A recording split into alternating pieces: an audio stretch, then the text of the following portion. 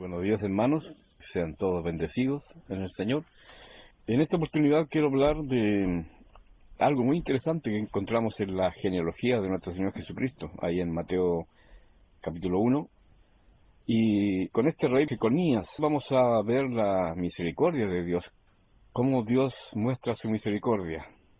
Mateo 1:11 dice: Josías engendró a Jeconías y a sus hermanos en el tiempo de la deportación a Babilonia.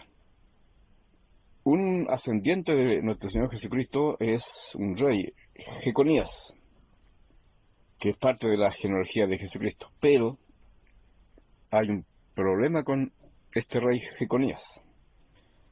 Este rey hizo lo malo ante los ojos de Jehová y fue maldecido por Dios. Miren, esto lo vamos a ver en 2 de Reyes 24:8. Dice: de 18 años era Joaquín. A propósito, este rey lo van a encontrar con tres nombres distintos: Joaquín, Jeconías o Conías. Así que no se preocupen si de repente cito a un pasaje y tiene otro nombre, pero es el mismo. Joaquín, Jeconías o Conías es el mismo. De 18 años era Joaquín cuando comenzó a reinar, y reinó en Jerusalén 3 meses. Versículo 9, 24:9: e hizo lo malo ante los ojos de Jehová, conforme a todas las cosas que había hecho su padre. Su padre fue Joacim. En aquel tiempo subieron contra Jerusalén los siervos de Nabucodonosor, rey de Babilonia, y la ciudad fue sitiada. Es decir, este rey Jeconías estaba reinando justo cuando Nabucodonosor invade Jerusalén y destruye la ciudad y el templo, y lleva cautivo a los judíos por 70 años a Babilonia. Justo en ese momento este rey estaba reinando. Cuando Nabucodonosor invadió Israel, Judá, sitió la ciudad y se lo llevó cautivos a Babilonia. Y dice: y sacó de allí todos los tesoros de la casa de Jehová y los tesoros de la casa real, y rompió en pedazos todos los utensilios de oro que había hecho Salomón, rey de Israel, en la casa de Jehová, como Jehová había dicho. Y llevó en cautiverio a toda Jerusalén, a todos los príncipes y a todos los hombres valientes, hasta 10,000 cautivos, y a todos los artesanos y herreros. No quedó nadie, excepto los pobres del pueblo de la tierra. Asimismo llevó cautivos a Babilonia a Joaquín, a la madre del rey, a las mujeres del rey, a sus oficiales y a los poderosos de la tierra. Cautivos los llevó de Jerusalén a Babilonia. A todos los hombres de guerra, que fueron 7,000, y a los artesanos y herreros, que fueron 1,000, y a todos los valientes para hacer la guerra, llevó cautivo el rey de Babilonia. A toda esta gente.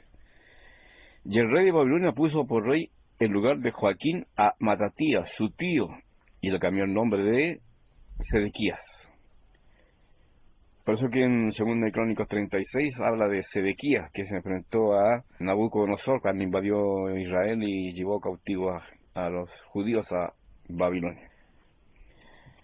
Pero hay un problema con este rey Jeconías, que es parte de la genealogía de Jesucristo. Como ven, aquí hemos leído que hizo lo malo ante los ojos de Jehová, este rey, como lo que hizo su padre. No obedeció a Jehová, se rebeló contra Dios. Y es más, Dios lo maldijo a este rey. Maldijo a Joaquín, Jeconías o Conías. Y esto lo vemos en Jeremías capítulo 22, versículo 25 al 30. Aquí vemos lo siguiente, a partir del 24. Vivo yo, dice Jehová, que si Conías, hijo de Joacim, rey de Judá, fuera anillo en mi mano derecha, aún de allí te arrancaré, te entregaré en mano de los que buscan tu vida, y en mano de aquellos cuya vista temes. Sí, en mano de Nabucodonosor, rey de Babilonia, y en mano de los caldeos. Te haré llevar cautivo a ti y a tu madre, que te dio a luz, a tierra ajena en que no naciste, y allá moriréis. Y a la tierra a la cual ellos con todo el alma anhelan volver, allá no volverán. ¿Es este hombre Conías una vasija despreciada y quebrada? ¿Es un trasto que nadie estima? ¿Por qué fueron arrojados él y su generación y echados a tierra que no habían conocido? Tierra, tierra, tierra, oye palabra de Jehová.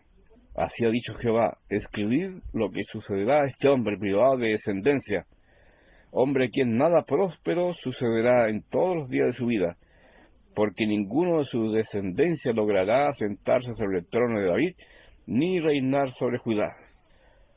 Desolador la maldición que Dios le dio a este Jeconías. Tres cosas. Nada próspero sucederá en todos los días de su vida. Ninguno de su descendencia logrará sentarse sobre el trono de David, ni reinar sobre Judá. Es decir, aquí se cortaría la descendencia del Cristo.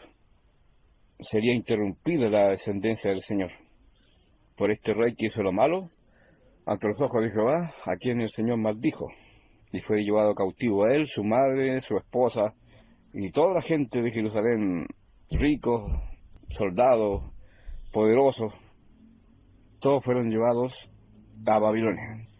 Y la maldición de Dios sobre este hombre es que nunca nada próspero sucedería en los días de su vida, y moriría cautivo en Babilonia.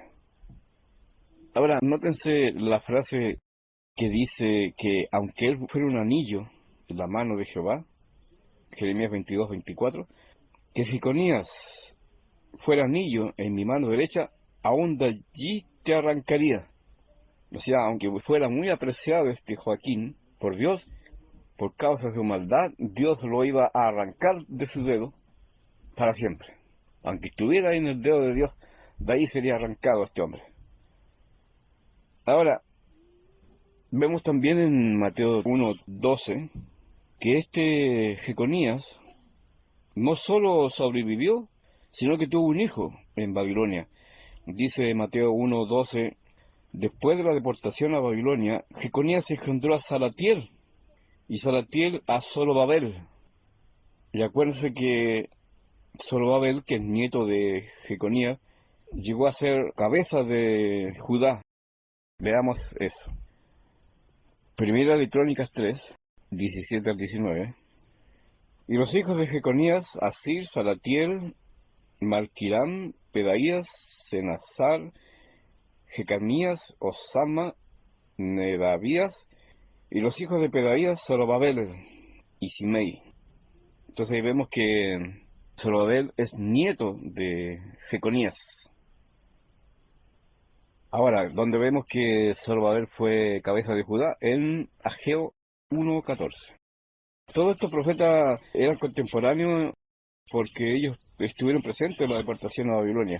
Muchos de ellos hablaron a Israel estando antes o durante la deportación a Babilonia. Entonces Ageo 1:14 dice, y despertó Jehová el espíritu de Zorobabel, hijo de Salatiel, gobernador de Judá, y el espíritu de Josué, hijo de Josadac, sumo sacerdote, y el espíritu de todo el resto del pueblo, y vinieron y trabajaron en la casa de Jehová de los ejércitos, su Dios.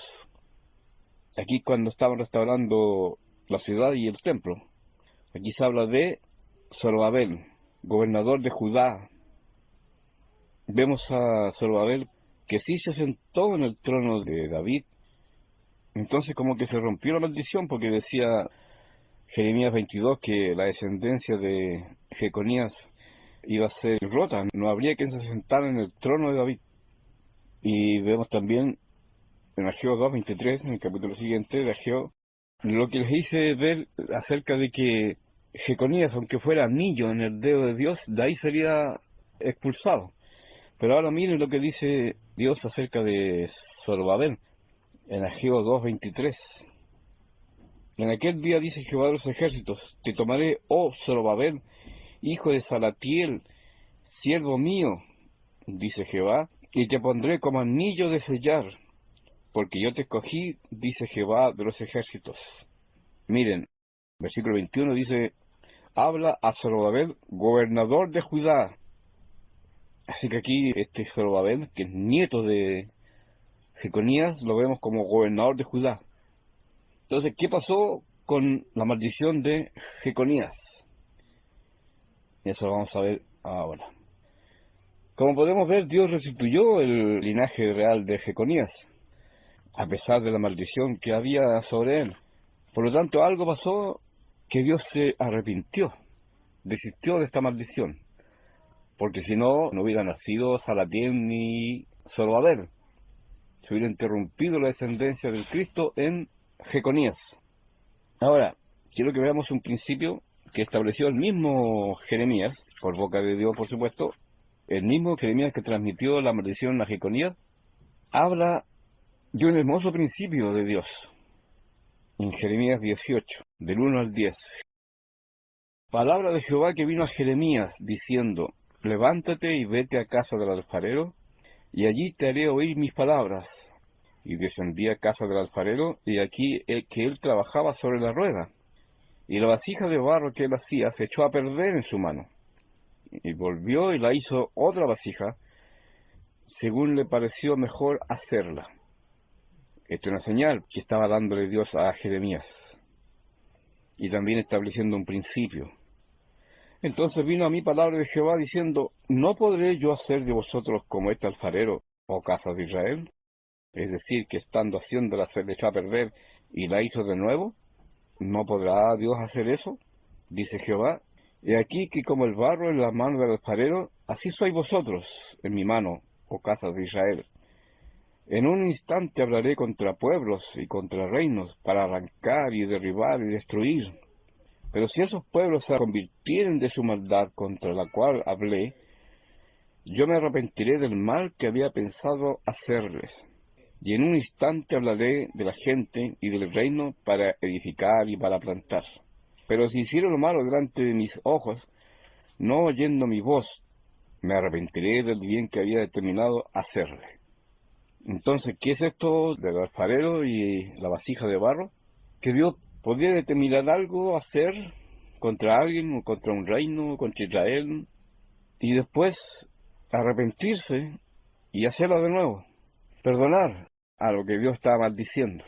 Dios puede arrepentirse. Yo me arrepentiré del bien que había determinado o me arrepentiré del mal que había pensado hacerles. Hay varios ejemplos más de este arrepentimiento de Dios que había determinado sobre personas, sobre pueblos. Cómo Dios se arrepiente. Por ejemplo, en Jonás, Dios había decretado la destrucción y la muerte de los de Nínive y les mandó a un profeta, a Jonás. Jonás 3:10. Y vio Dios lo que hicieron, que se convirtieron de su mal camino, y se arrepintió del mal que había dicho que les haría, y no lo hizo. Dios había decretado juicio sobre Nínive, pero como ellos se arrepintieron, desde el rey hasta el último de esa nación, Dios se arrepintió del mal que les iba a hacer, y no lo hizo. En 2 de Reyes 20, del 1 al 6, en aquellos días Ezequías cayó enfermo de muerte, y vino a él el profeta Isaías, hijo de Amós, y le dijo, Jehová dice así, ordena tu casa porque morirás, y no vivirás. Entonces él volvió su rostro a la pared, y oró a Jehová, y dijo, te ruego, oh Jehová, te ruego que hagas memoria de que he andado delante de ti, en verdad y con íntegro corazón, y que he hecho las cosas que te agradan. Y lloró Ezequías con gran lloro. Y antes que Isaías saliese hasta la mitad del patio, vino palabra de Jehová a Isaías diciendo, vuelve y di a Ezequías, príncipe de mi pueblo, así dice Jehová, el Dios de David, tu padre. He oído tu oración y he visto tus lágrimas. He aquí que yo te sano. Al tercer día subirás a la casa de Jehová. Y añadiré a tus días 15 años. Y te libraré a ti y a esta ciudad de mano del rey de Asiria. Y ampararé esta ciudad por amor a mí mismo y por amor a David, mi siervo. Entonces aquí vemos también cómo Dios había decretado la muerte de este rey, Ezequías, que había caído enfermo de muerte. Isaías le dijo que ordenara su casa porque iba a morir. Pero Dios se arrepintió, y no solo se arrepintió, sino que le dio 15 años más de vida. Bueno, los que conocen la historia, parece que mejor no hubiera vivido los 15 años, pero bueno, Dios le dio 15 años más. En Éxodo 32, ¿cierto? Cuando vemos la rebelión de Israel, hicieron el becerro de oro porque Moisés no bajaba, y Dios le dice a Moisés en el versículo 7, anda, desciende, porque tu pueblo que sacaste de la tierra de Egipto se ha corrompido.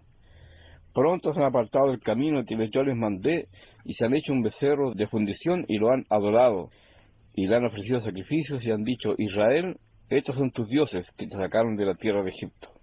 Ahora pues déjame que se encienda mi ira en ellos y los consuma, y de ti yo haré una nación grande. Apártate, Moisés, que yo voy a destruir a todo este pueblo por idólatra, porque pronto se rebelaron contra mí y se apartaron. Así que los voy a destruir. Y aquí intercede Moisés. Dice el versículo 11: Entonces Moisés oró en presencia de Jehová, su Dios, y él dijo: Oh Jehová, ¿por qué se encenderá tu furor contra tu pueblo, que tú sacaste de la tierra de Egipto, con gran poder y con mano fuerte? ¿Por qué han de hablar los egipcios diciendo: para mal los sacó, para matarlos en los montes, y para traerlos de sobre la faz de la tierra? Vuélvete del ardor de tu ira, y arrepiéntete de este mal contra tu pueblo. Acuérdate de Abraham, de Isaac y de Israel, tus siervos, a los cuales has jurado por ti mismo, y les has dicho: yo multiplicaré vuestra descendencia como las estrellas del cielo, y daré a vuestra descendencia toda la tierra de que he hablado, y la tomarán por heredad para siempre. Entonces Jehová se arrepintió del mal que dijo que había de hacer a su pueblo. Se arrepintió el Señor de destruir, de raer, de consumir a este Israel rebelde, que se había hecho un becerro de oro y lo habían adorado. En Joel 2:12 dice: por eso pues, ahora dice Jehová, convertíos a mí con todo vuestro corazón, con ayuno y lloro y lamento. Rasgad vuestro corazón y no vuestros vestidos, y convertíos a Jehová vuestro Dios, porque misericordioso es y clemente, tardo para la ira y grande en misericordia, y que se duele del castigo. ¿Quién sabe si volverá y se arrepentirá y dejará bendición tras de él? Esto es, ofrenda y libación para Jehová vuestro Dios. Hermoso pasaje que habla de que Dios se arrepiente y es clemente y misericordioso, y se arrepiente de lo que había determinado hacer, porque se duele del castigo. Así como dice Ezequiel: si acaso Dios quiere la muerte del pecador, dice: no, no quiero la muerte del pecador. Por eso dice Pedro que el Señor es clemente y paciente, esperando que todos procedan al arrepentimiento. Ahora, en Amós 7, versículo 1 al 9, dice: así me ha mostrado Jehová el Señor. De aquí él criaba langostas. Entiendo que Dios estaba creando langostas cuando comenzaba a crecer el heno tardío. Es decir, Dios estaba preparando langostas para justamente cuando estaba creciendo el heno tardío. Y aquí era el heno tardío después de las siegas del rey. Y aconteció que cuando acabó de comer la hierba de la tierra, yo dije: Señor Jehová, perdona ahora. ¿Quién levantará a Jacob porque es pequeño? Es decir, Dios estaba preparando langostas para comerse todo el heno y todas las siegas del rey, como pasó en Egipto. ¿Se acuerdan que estamos leyendo eso? Que Dios mandó una plaga de langostas que se comieron todo lo verde, todos los árboles, las frutas, la hierba de Egipto. Dice ahí que él criaba langostas, justamente para mandarlas, para comerse todo el heno y las siegas del rey. Entonces aquí Amós intercede: Señor Jehová, perdona ahora. ¿Quién levantará a Jacob? Es decir, esta langosta iba a dejar por el suelo a Israel. ¿Quién levantará a Jacob? Porque es pequeño. Se arrepintió Jehová, dice ahí el versículo 3, se arrepintió Jehová de esto. No será, dijo Jehová. No lo voy a hacer. No voy a mandar langosta para que se coman todo. Jehová el Señor me mostró así: de aquí Jehová el Señor llamará para juzgar con fuego, y consumió un gran abismo, y consumió una parte de la tierra. Dios mandó fuego aquí, que consumió un abismo y una parte de la tierra.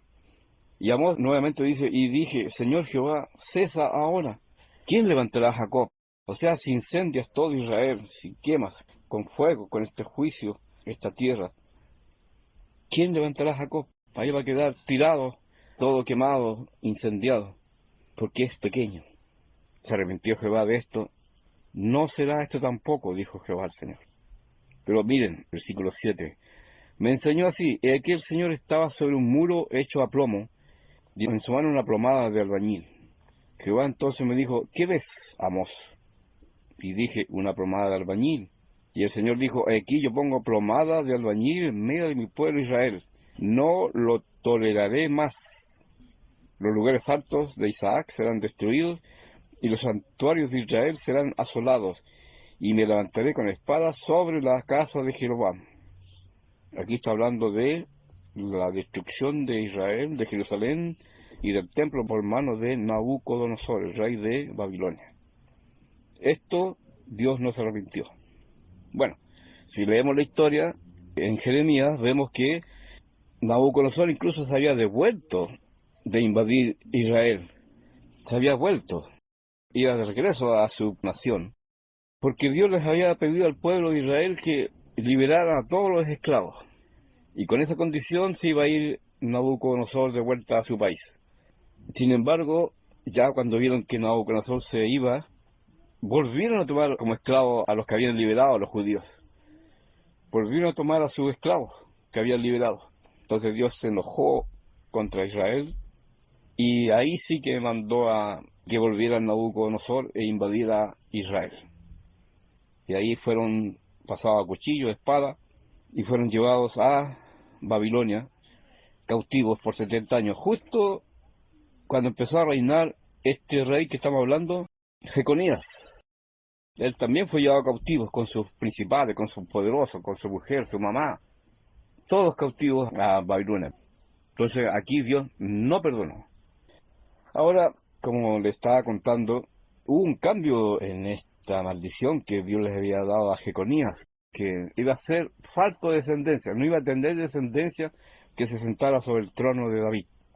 Sin embargo, vemos que Zorobabel sí fue gobernador de Judá, este que era nieto de Jeconías. Por lo tanto, se rompió la maldición. Dios perdonó a Jeconías y permitió que siguiera adelante esta descendencia del Cristo. Ahora, ¿qué pasó? No hay texto, por supuesto, que diga explícitamente que Dios restableció a Jeconías porque se arrepintió de su maldad. Se infiere esto por lo siguiente, hermano.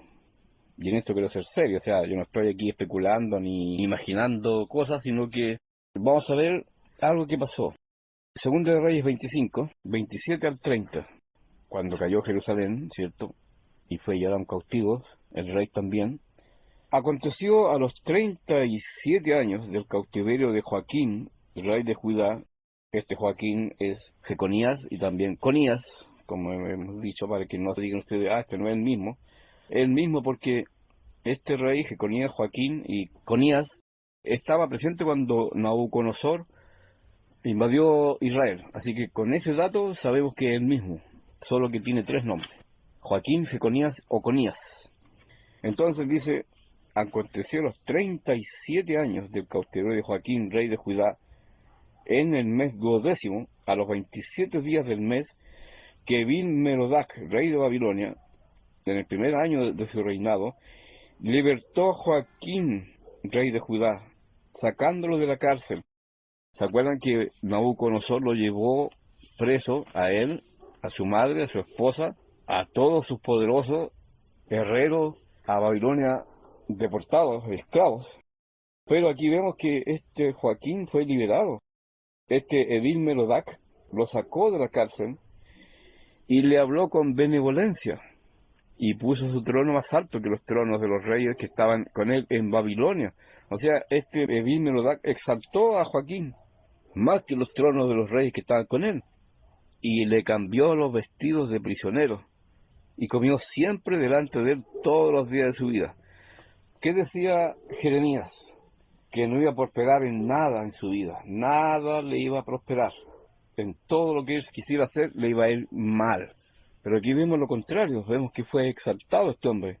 Fue liberado de la cárcel, fue exaltado entre los demás reyes que estaban ahí en Babilonia.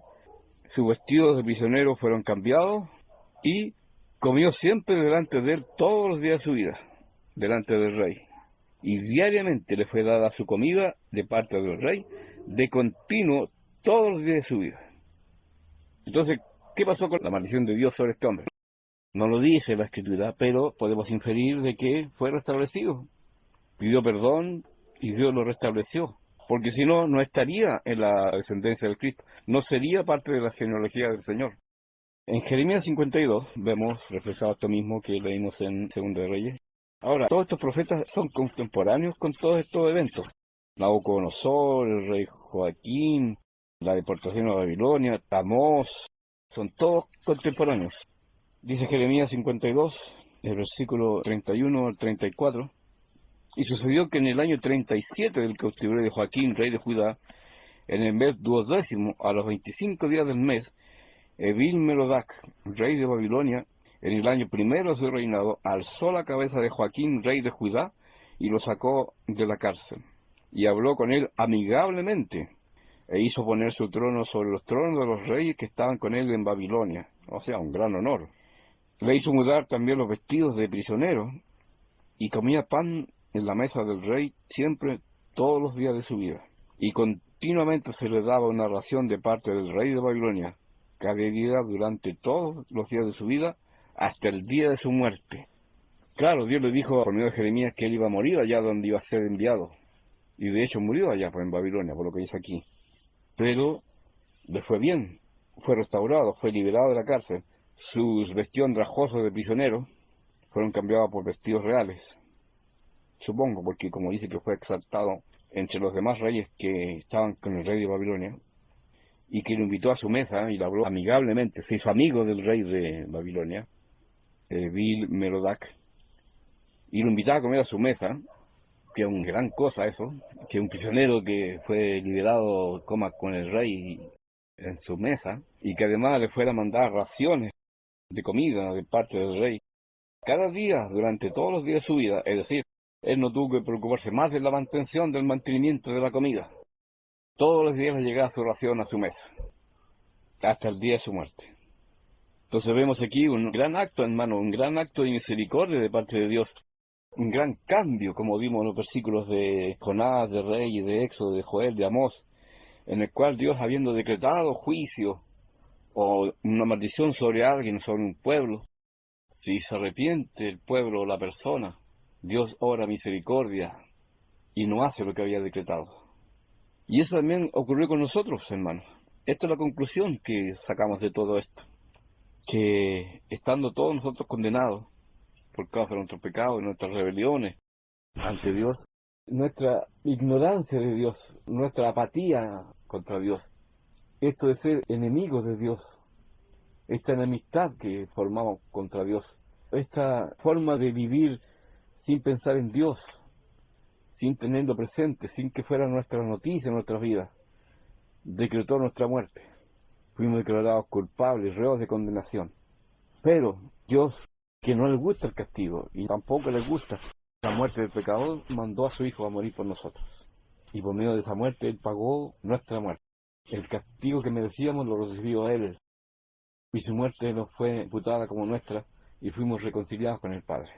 Entonces, aquí en Mateo 1, escondidito ahí como nombres, como descendientes y como parte de la genealogía de nuestro Señor Jesucristo, vemos una gran historia, una hermosa historia de cómo un hombre que fue maldecido por Dios, que si hubiera sido anillo en el dedo de Dios, de ahí hubiera sido arrancado, se arrepintió de sus pecados, de sus maldades, y Dios se arrepintió de la maldición que le había echado por medio de Jeremías, que siempre le iría mal en su vida, y que no tendría descendiente que se sentara en el trono de David.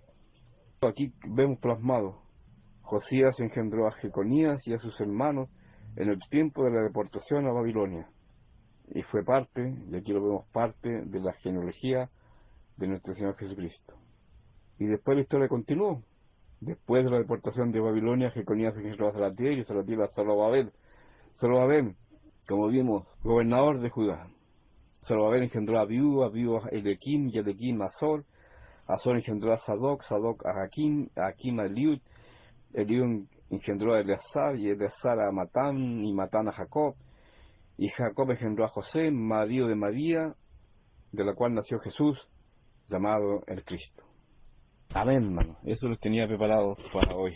Muchas bendiciones. Pastor, ¿algún comentario al estudio del hermano John, por favor? Sí, hermano, gracias. Bueno, lo que puedo decir yo respecto a esto es que siempre en la genealogía de Israel está anunciado al Cristo constantemente por las profecías que Dios le reveló a ellos y sobre todo a personas como Daniel, que son ya más cercanos al tiempo nuestro. Siempre Dios deja ver su interés de que haya un solo reino finalmente y que su Cristo se manifieste en las profecías, como el hermano aquí nos citaba en este caso. Y yo en Daniel, para tomar textos que podamos recordar también, no se nos queden fuera, Daniel 2:21 dice, hablando de nuestro Dios, Él es el que muda los tiempos y las oportunidades. Miren lo que hace Dios, tiempos y oportunidades. Cuando las cosas no se pueden hacer o no son factibles es porque Dios no quiere. Y dice, además, quita reyes y pone reyes. Da sabiduría a los sabios y ciencia a los entendidos. Entonces, en las manos de Dios está el revelar su propósito a través de sus santos profetas para anunciarnos también entre ellos el anuncio más importante, la venida del reino de Dios. Dice, por ejemplo, en Daniel 2:43, dice, en cuanto a aquello que viste el hierro mezclado con tiesto de barro, en la visión de Daniel que tuvo esta estatua, mezclaránse con simiente humana, mas no se pegarán, dice, el uno al otro, como el hierro no se mistura, no se mezcla o no se junta con el tiesto. El tiesto sería en este caso la greda. En los días de estos reyes levantará Dios del cielo un reino que nunca jamás se corromperá. Y ese es el reino de Jesucristo. Y no será dejado a otro, está dicho por Daniel. Estoy leyendo Daniel 2, versículo 44 al final. Dice, y no será dejado a otro pueblo este reino, es decir, va a prevalecer sobre todos los otros reinos. Dice, el cual desmenuzará y consumirá todos estos reinos y él permanecerá, miren qué hermoso, para siempre. Es decir, nosotros moraremos en un reino que se inaugura cuando el Señor viene en las nubes del cielo y después que consumirá todos los otros reinos y permanecerá para siempre. Y esto que nos enseñaba el hermano era necesario para entender que Dios tenía su propósito gobernar este mundo, partiendo por encarnar a su Hijo entre nosotros, traer la salvación a través de él, y luego sobre él quedara la autoridad de todos los reinos de la tierra cuando el Señor venga a las nubes del cielo. Otra cosa que quiero comentar también, que en Apocalipsis 19:15 dice, hablando de la venida del Señor, que estaba vestido de una ropa teñida en sangre y su nombre es llamado el Verbo de Dios. Está hablando de la venida del Señor Jesucristo, la que esperamos nosotros. Dice, y los ejércitos que están en los cielos le seguían a este Verbo de Dios, nuestro Señor Jesucristo, en caballos blancos, vestidos de lino finísimo, blanco y limpio. Y de su boca sale una espada aguda que ha de herir con ellas a la gente. O sea, Jesús va a hacer juicio entre las naciones en el día que regrese. Y él los regirá con vara de hierro. Es decir, nadie se le va a revelar al Señor Jesús, dice, porque él va a regir con vara de hierro. Y él pisa el lagar del vino del furor de la ira de Dios. Eso implica juicio. Pisar lagar significa hacer juicio. Dice, y este es el lagar y es la ira del Dios Todopoderoso. Y en su vestidura y en su muslo tiene escrito este nombre, Rey de Reyes y Señor de señores. Dios ha querido en su propósito exaltar a su Cristo en los días finales del mundo, poniendo a todos bajo el reino de Cristo, todos los reinos de la tierra. Cuando el Señor venga en las nubes del cielo, Él tomará reino y entraremos nosotros a reinar y a la gloria suya con un cuerpo transformado el día que lo veamos tal como es, cara a cara con la gloria del Padre y toda la potestad de Él. La miraremos y podemos extasiarnos mirando a nuestro Señor Jesucristo, el león de la tribu de Judá. Gracias, hermano. Que Dios les bendiga.